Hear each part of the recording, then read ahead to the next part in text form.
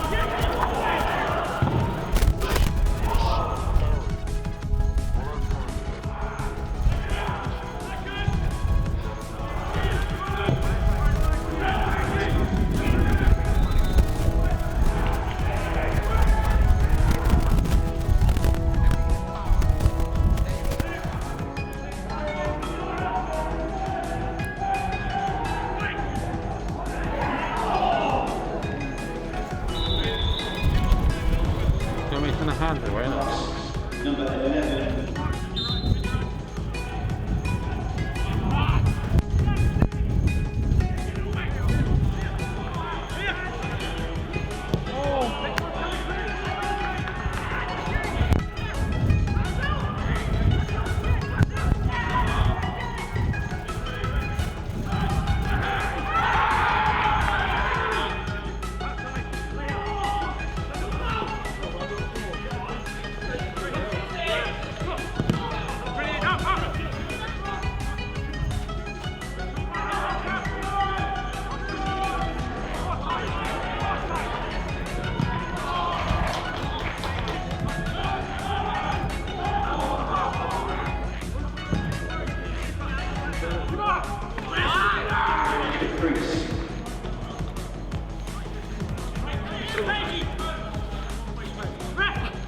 Number 9, Ben Seymour.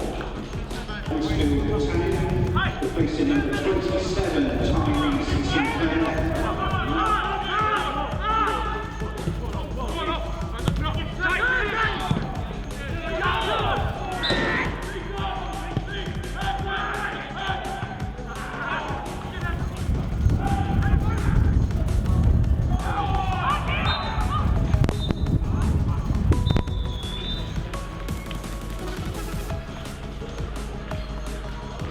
It's crunch time in League Two as the games start to run out. Here is Matt Taylor's thoughts as City look to pick up as many points as possible between now and the end of the season. Oh, but a game you got to relish, a game you got to look forward to. No bigger challenge in the league at the moment than, like you just said there, the league leaders. But a game which, we've got to attack. A game which might suit us on the way they play, the style of football they play.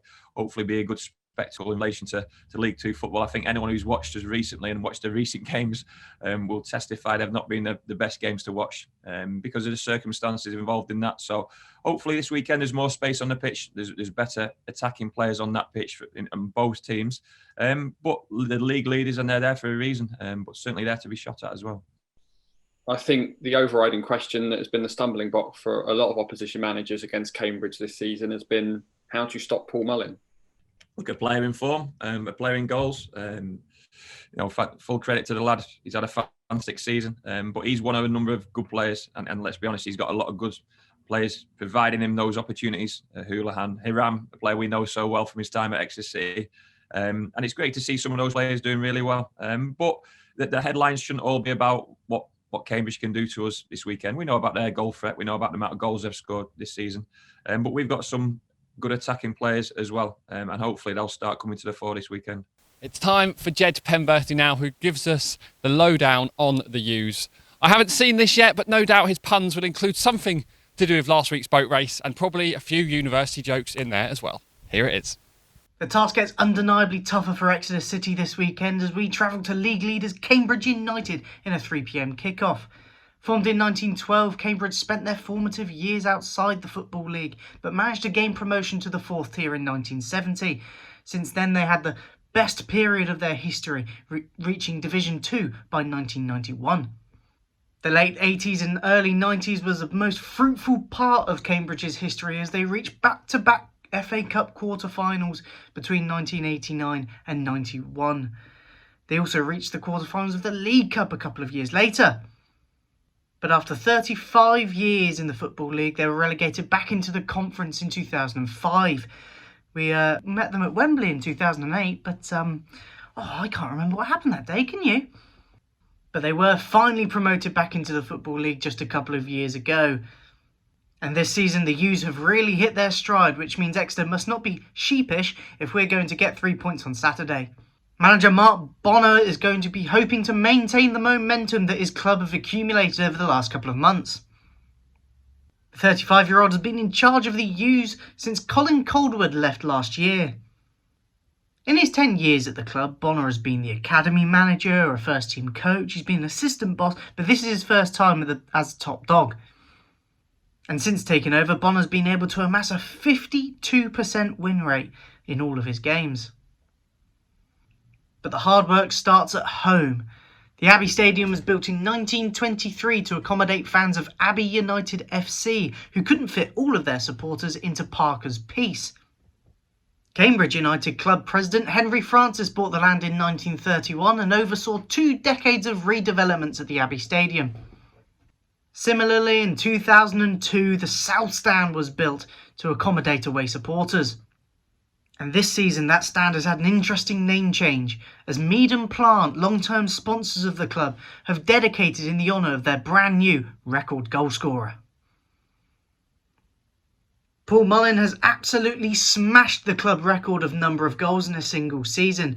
He sits comfortably at the top of the League 2 scoring table with 10 more than anybody else and a staggering 28 goals to his name in the league. Born on Merseyside, the 26-year-old was part of the Everton and Liverpool youth academies before moving to Huddersfield. He couldn't make a single senior appearance for the Terriers, but he did make his Football League breakthrough at Morecambe in 2014. He made 125 appearances for the Shrimps, scoring 25 times.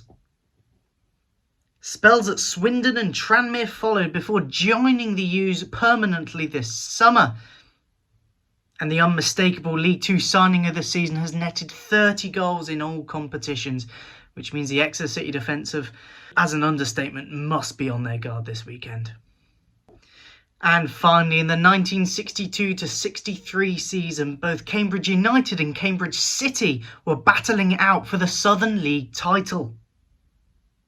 And it was Cambridge City that pipped United to the title that season, largely in thanks to a 2-1 crucial derby win in front of over 11,000 supporters at the Abbey Stadium. That is 13 times the average of Southern League attendances over the last 5 years. And I've made it to the end without falling into Craig's university trap. He is not lecturing me on what puns I should say. And for the record, boat race puns are an awful idea for a joke. Awful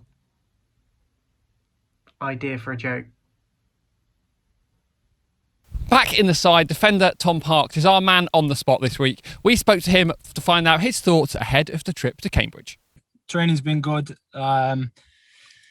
We got an okay result against Mansfield. The positive that we got a clean sheet. There weren't too many chances in there to win the game. We had a great chance with Jack Sparks. But like you say, massive game Saturday against Cambridge, who top of the league, doing well. And it's good for us because we'll go there and try and take the 3 points that we need. As a defender, there's been a lot of competition for places recently with Rory, Sweens, Alex as well. That defensive competition can only be helpful at this stage of the season, can't it? You know, a couple of quick clean sheets recently as well. Yeah, that's it. We've got when you've got 4 guys who are all capable of playing every game in the league, I feel like it's good because it keeps each other's on the toes. And if you come into the team or you're not in the team, you work hard and you try and keep that position. Way back at the start of the season, Exeter City ended Cambridge's unbeaten start to the campaign with a 2-0 win here at the Park. Matt Jay's penalty and Joel Randall secured the victory, and here are the highlights.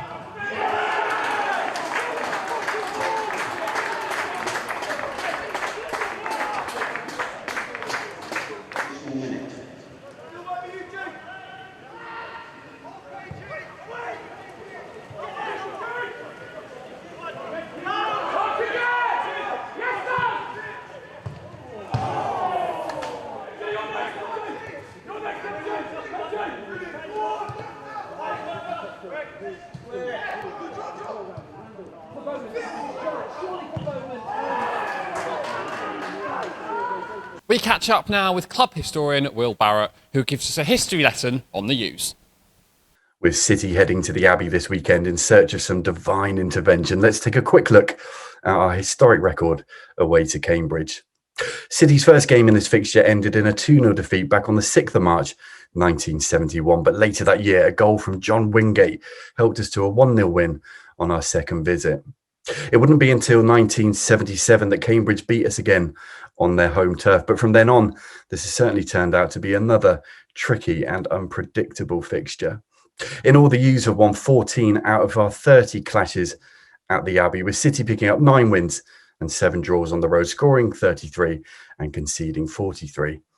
Our last win at Cambridge came in Matt Taylor's second away trip as City manager, as goals from Jonathan Fort and Jaden Stockley helped the Grecians to a solid 2-0 victory, whilst our most recent defeat was the thumping 4-0 loss in October 2019. To balance that one out a touch, our last encounter was the FA Cup tie in November 2019, when Alex Fisher's first goal for the club proved enough to set up a replay win back at the Park. So, with this fixture being as historically unpredictable as any other, we'll all just be praying that the game will go our way against the current league leaders and set us up for an exciting finish to this year's campaign.